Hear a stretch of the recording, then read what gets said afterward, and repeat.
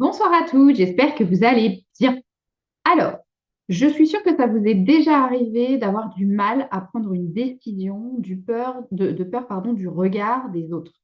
Et que ce soit pour des décisions futiles, typiquement ce que vous allez prendre comme plat au restaurant, à savoir oser prendre le truc super gras alors que tout le monde a pris un truc healthy. Est-ce que ce sera dans le choix peut-être de votre orientation professionnelle pour ne pas décevoir ou être rejeté par votre entourage, que ce soit la façon dont vous allez vous habiller, etc. Je pense qu'on est toutes plus ou moins concernées par ces difficultés de temps en temps. Et c'est un sujet du coup dont j'ai parlé en live la semaine dernière avec les mamans de Just for Mum et je vous avais promis que j'en parlerai du coup ici pour vous donner un petit peu les différents éléments et les différentes clés que j'ai partagées pendant le live la semaine dernière.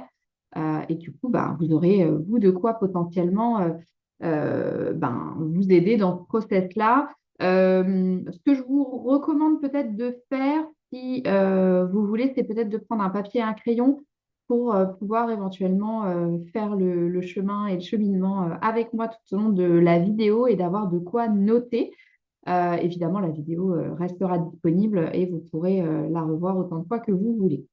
Donc moi, en fait, le travail que j'ai fait pour préparer ce live, il est en différentes parties. J'avais envie, évidemment, de faire un petit peu un constat sur quel est notre process de décision et qu'est-ce qui bloque potentiellement, voir un petit peu ce qu'il en est concernant notre relation avec les autres quand il s'agit de décider, et puis d'essayer de comprendre comment on peut choisir je dirais, en s'affranchissant de l'opinion des autres pour décider de façon un peu plus alignée et pour du coup aller dans le sens de ce qui compte vraiment pour nous plutôt que de vivre d'une certaine façon un peu par procuration.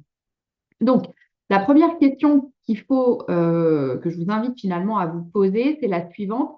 Quel est votre process de décision habituellement? Alors, on ne parle pas forcément de la décision sur le coup, mais même de manière générale, savoir un petit peu comment vous décidez. Et puis, peut-être de prendre le temps de lister un petit peu un peu votre fonctionnement. Moi, ce que j'ai constaté de manière générale, c'est ce côté de aïe, il va falloir que je décide, je vais devoir prendre une décision. Et là, évidemment, votre cerveau, il n'aime pas trop ça. Il panique parce qu'il y a une part de risque, une part d'inconnu, et ça lui plaît pas trop. Donc, il a tendance à pas trop aimer ça. D'accord? Donc, forcément, ça peut derrière créer une forme de procrastination, de dire bah non, je repousse la décision à plus tard, je ne prendrai pas de risque tout de suite. Ça crée parfois du doute, ça vous fait parfois du coup tourner en rond pas mal de temps en cherchant des infos un peu partout ou l'avis des autres ou de gens plus experts que vous avant de vraiment prendre une décision et du coup de passer à l'action de façon concrète. Donc ça, évidemment, c'est le mécanisme naturel de votre cerveau. Euh, on cherche aussi la bonne décision. On pèse le pour et le contre en général. Et puis, évidemment, on a peur de pas forcément réussir si on a plutôt privilégié une option A versus une option B. Donc, on a tendance à repousser l'échéance, à être dans ce qu'on appelle une action passive versus une action massive qui va voilà, vraiment vous mettre en action de façon concrète vers la décision finalement que vous avez prise. Ce qui joue aussi dans notre process de décision, souvent, c'est qu'on attend une espèce de validation extérieure, soit par vos proches, soit par des inconnus d'ailleurs, pour finalement rester validé par les autres, rester accepté et finalement rester dans le groupe d'une certaine façon. Et ça, en fait, c'est un mécanisme, enfin, ça fait partie de la motivation de votre cerveau de manière générale. On parlait du process de décision et effectivement, quand on doit décider, ça crée un inconfort. Or, votre cerveau, il cherche à éviter le moindre inconfort, à chercher le plaisir. Donc, c'est pour ça que vous procrastinez, que vous allez potentiellement faire autre chose que décider. Et surtout, il veut être efficace. Il ne veut pas perdre de temps, pas perdre d'énergie pour surtout pouvoir vous sauver la vie en cas de besoin, en cas de voilà, d'attaque massive qui nécessiterait que vous fuyiez très très vite et que vous couriez à toutes jambes.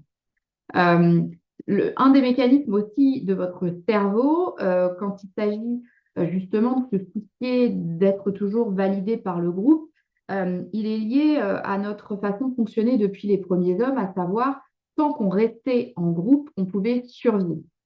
Donc finalement, notre comportement mouton de panurge, il vient de là. C'est-à-dire qu'à l'époque, si vous embrouillez avec le chef du clan, ben, fort est à parier que vous étiez exclu et que ben, pour vous nourrir, pour survivre, c'était très compliqué, voire impossible.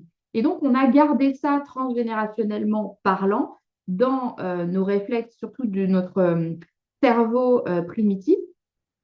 Et du coup, bah, on essaye d'éviter tant que possible d'aller à l'encontre de la vie générale pour justement ne pas se mettre en risque et pour notre cerveau primitif, du coup, nous mettre en danger. D'accord? Donc, tout notre mécanisme et notre façon de fonctionner autour d'une prise de décision, elle est aussi fortement influencée par la façon dont fonctionne notre cerveau et c'est hyper important de le comprendre.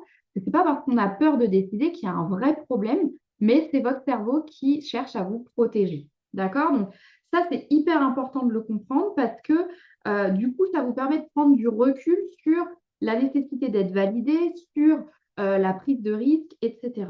D'accord? Parce que sinon, on a tendance à ne décider que parce que les autres ont validé. Ceux qui savent mieux que nous ce qui est bon pour nous, ça nous permet de rester dans le moule, de ne pas être exclus. Et du coup, ben, on se dit que tout est sous contrôle, qu'il y a moins de risques. Et alors là, on est prêt éventuellement à s'engager dans quelque chose. D'accord? Euh, Or, parce qu'on se dit qu'on a pris la bonne décision. Or, le premier point que j'avais envie d'aborder avec vous est le suivant. Il n'y a pas de bonne ou de mauvaise décision. D'accord? Dans tous les cas, euh, que vous choisissiez l'option A ou l'option B, les conséquences, ou du moins la suite des événements, sera quand même un 50-50 d'émotions confortables et inconfortables. Le 50-50, j'en ai déjà parlé dans plusieurs vidéos, donc n'hésitez pas à aller voir de quoi il s'agit. Mais globalement, c'est arrêter de croire que si on choisit l'option A, derrière, il n'y a que du bonheur, des paillettes et des papillons. Ce n'est pas vrai. Quelle que soit l'option que vous choisissez, il y aura un 50-50. Le cocktail sera peut-être différent d'une option à l'autre, mais ça restera un 50-50 d'émotions confortables et inconfortables. Donc ça, c'est hyper important de le savoir et ça permet de retirer un max de pression sur la décision qu'on va prendre. La décision qui compte, c'est celle que vous prenez à un instant T pour des raisons qui comptent pour vous à ce moment-là et avec les éléments que vous avez en votre possession au moment N. Donc ça, c'est hyper important de le comprendre. Dans tous les cas, il y aura des choses inconfortables à gérer, il y aura potentiellement des obstacles, etc. Et votre boulot à vous, c'est de décider de façon alignée avec vous et de rester votre meilleur soutien dans cette décision et de trouver les solutions aux problématiques qui vont se présenter sur votre chemin parce que vous avez la ressource en vous pour y arriver. Et ça, c'est hyper important de le comprendre, de s'approprier cette réflexion vraiment quand vous devez décider. Autre point qui me semble vraiment essentiel, et là, c'est hyper important aussi d'abord de vous questionner sur quelle décision est-ce que j'ai à prendre, pourquoi je dois décider, qu'est-ce qui me bloque, et d'être vraiment clair et intentionnel sur ce qui se passe pour vous dans le process de décision pour ensuite pouvoir lever les leviers un petit peu plus facilement et vous aider à voir ce qui peut vous aider à vous affranchir de ça et à décider pour vous. Pour revenir à mon deuxième point, le deuxième point que j'avais envie d'évoquer, c'est votre avis est celui qui compte le plus. Pourquoi? Parce que, je le dis souvent, l'avis des autres, donc leur avis, c'est la vie des autres, donc leur vie. D'accord? Vous êtes la seule personne et la personne la mieux placée pour savoir ce qui est le mieux pour vous à l'instant T. D'accord? Donc, l'essentiel, avant de décider, c'est de consulter la personne partie prenante de cette décision, à savoir vous en priorité. C'est de se jauger, de se questionner sur cette décision déjà soi avant d'ameuter tout le quartier. D'accord? Vous êtes l'expert de votre vie. Et ça, c'est hyper important. Ça ne veut pas dire qu'on ne peut pas demander l'avis de personnes proches ou experts sur le sujet, Mais vous devez d'abord vous questionner, vous. Vous savez mieux pour vous. Ça, c'est hyper important de se le rappeler. Dans quelle mesure est-ce que vous, dans votre quotidien, vous faites appel à votre intuition? Dans quelle mesure est-ce que vous vous questionnez, vous, sur vos prises de décision? Et ça, je pense que c'est un point hyper important dans le quotidien quand on doit décider de se jauger soi avant de faire entrer d'autres parties prenantes ou d'autres personnes de votre entourage pour qui vous pensez qu'il est important d'avoir un soutien. D'accord? Ce qui est important également de se rappeler, c'est que quel que soit ce qu'on va décider, quelqu'un aura un avis sur la question. D'accord? Donc, les autres auront toujours une opinion vous concernant, quoi que vous fassiez. Donc, moi, je pars du principe que ceux qui regardent et commentent, d'accord, n'agissent pas. Finalement, ils vivent par procuration et ils vont finalement faire les commentaires en live du match qui se joue dans votre vie, mais pas dans la leur. Donc, moi, je pense que personne d'autre n'est supposé vivre votre vie à part vous et que, de toute façon, il n'y a que ceux qui font rien à qui il n'arrive rien. Donc, dans tous les cas, que vous choisissez une option A ou une option B en vous disant que ça fera plus plaisir ou que vous serez moins jugé, etc., dans tous les cas, il vous arrivera des choses et vous aurez des choses, euh, des obstacles finalement sur le chemin. D'accord? Je sais qu'on a tous peur je te l'avais bien dit, à partir du moment où on a pris une voie et que finalement il se passe ce qui se passe, il y a toujours cette personne qui vient nous dire, je te l'avais dit, tu n'aurais pas dû, etc. Sauf que cette personne-là, elle n'a pas agi. Vous, vous avez agi et vous êtes en train de vous développer sur le chemin. D'accord? Donc, même si vous vous plantez, même s'il y a des choses qui viennent contrecarrer vos plans, qui ne se passent pas exactement comme vous avez prévu, vous saurez gérer. Vous aurez la ressource en vous pour trouver des solutions et potentiellement le soutien de personnes qui vous entourent et qui seront peut-être là pour vous aider, pour vous relever si vraiment vous avez chuté ou vous êtes euh, vraiment en difficulté. Mais franchement, vous saurez gérer et en plus, vous vous serez développé sur le chemin. D'accord? Ne pas, en fait, ce qu'il faut garder en tête, c'est que ne pas vous lancer ou suivre la vie des autres en prenant une voie qui n'est pas celle que vous souhaitez, c'est échouer d'avance et en plus, échouer sans vous être développé sur la route. Or, si vous empruntez un chemin, vous ne savez pas forcément où ça va mener et vous espérez que ça va vous mener là où vous avez envie. Mais dans tous les cas, le chemin compte autant que la destination et vous aurez appris, vous vous serez développé en route. Alors que clairement, sinon, vous serez resté au point mort en fait. Donc, moi, je pense que déjà, vous avez tout à gagner et que vous devez jouer dans votre propre équipe quand vous décidez. Soyez votre meilleur soutien et puis lancez-vous. Dans tous les cas, les gens penseront quelque chose de ce que vous avez décidé de faire. Autant faire ce qui est aligné avec vous et ce qui fait sens pour vous. Donc ça, c'est vraiment essentiel. Et puis la question que je vous invite éventuellement à vous poser, c'est qu'avez-vous peur que l'on pense de vous? Et dans quelle mesure est-ce que vous pouvez laisser les gens avoir tort à votre sujet pour vivre vous de façon alignée?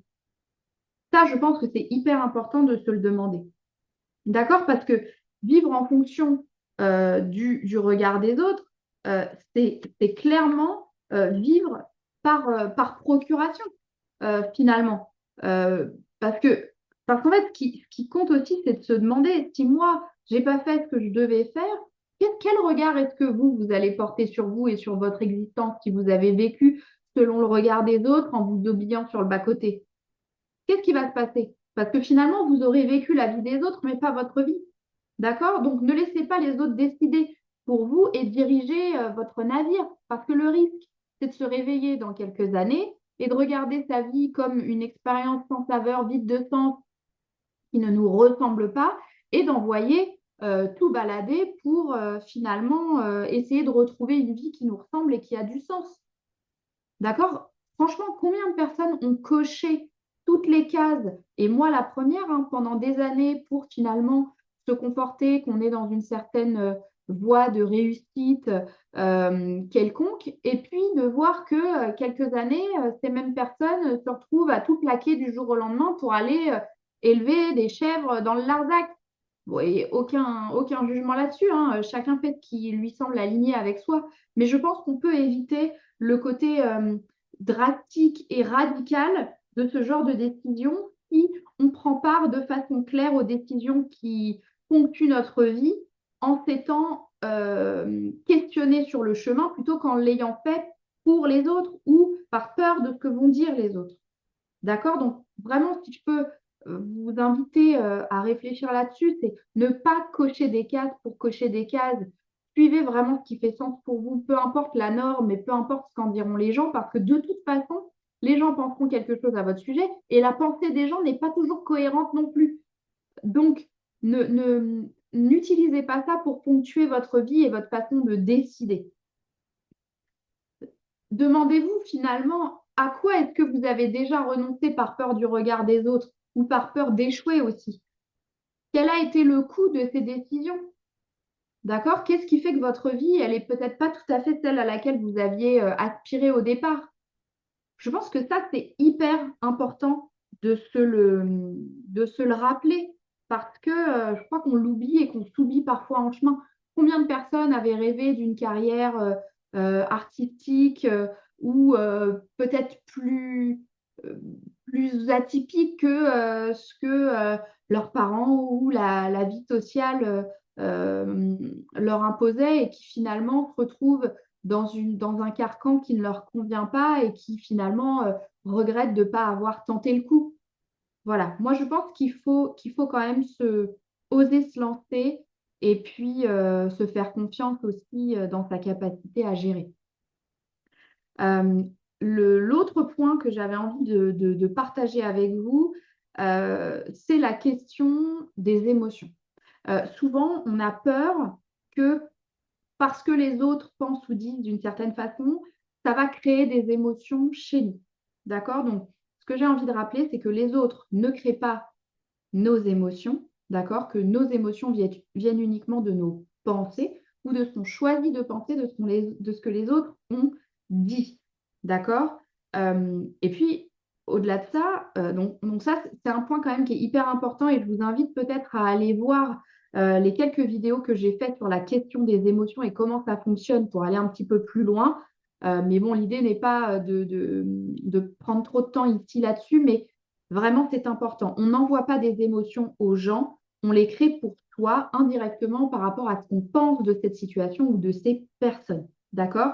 Et ce que les autres choisissent de penser à votre sujet dit davantage d'eux que ça ne dit de vous. Donc, ça, c'est hyper important, d'autant plus que ce que choisissent de penser les gens n'est absolument pas dans votre contrôle et ne vous impacte pas vous directement, mais indirectement. D'accord? Donc, seules vos pensées ont le pouvoir de créer des émotions pour vous. Vos émotions sont le carburant de vos actions et la somme de vos actions crée les résultats que vous allez pouvoir générer dans votre vie. Donc, vous êtes aux manettes. Alors, choisissez de penser pour vous quelque chose qui est utile pour vous amener à aller là où vous avez envie d'aller, vous. D'accord? Donc, ça, c'est hyper important. Et vraiment, si vous avez envie d'aller plus loin sur le sujet, je vous invite à aller voir un petit peu justement ce que j'ai évoqué sur la question des émotions et surtout comment ça marche. D'accord? Et puis, posez-vous peut-être la question, qu'est-ce que vous pouvez choisir maintenant au sujet de votre décision qui pourrait tout changer et vous permettre de vous lancer? Vraiment, posez-vous la question et allez-y. Parce que finalement, ce qui nous retient de décider la plupart du temps, c'est quoi? Le regard des autres, on l'a dit, la peur d'échouer et les émotions inconfortables qui y sont associées, évidemment, sans compter le je te l'avais dit qui nous en rajoute une petite couche indirectement, d'accord? La résistance de votre cerveau qu'on a évoqué au début, qui va tout faire pour vous garder en sécurité ou dans un contexte familier et sécurisant, donc la roue doute, procrastination, pardon, action passive et je tourne autour du pot. D'accord? Donc ça va vous empêcher de décider. La recherche de la bonne décision aussi. D'accord? Mais ce que j'ai envie, moi, de vous rappeler en contrepartie, c'est que, un, nous sommes des êtres qui sommes faits pour nous développer. D'accord? Donc, lancez-vous. Qui ne tente rien n'a jamais rien. D'accord? Que en parallèle de ça, évidemment, vous avez les ressources pour y arriver. C'est juste que vous ne les avez pas encore exploitées parce que vous ne savez pas. Vous n'avez pas eu besoin de les utiliser jusque-là, pardon. Et que par ailleurs, on est aussi, enfin franchement, on est dans un monde qui fait peur. par tout ce qui peut se passer géopolitiquement parlant, dans le comportement des gens, dans la santé mentale et santé tout court qu'on peut observer chez les gens autour de nous. Et honnêtement, si on arrête d'avoir des projets, si on arrête de rêver et surtout de nous donner les moyens d'accomplir nos rêves, bah en fait, quel sens notre existence elle a finalement? Quelle saveur est-ce qu'on donne à notre expérience de vie, à notre passage?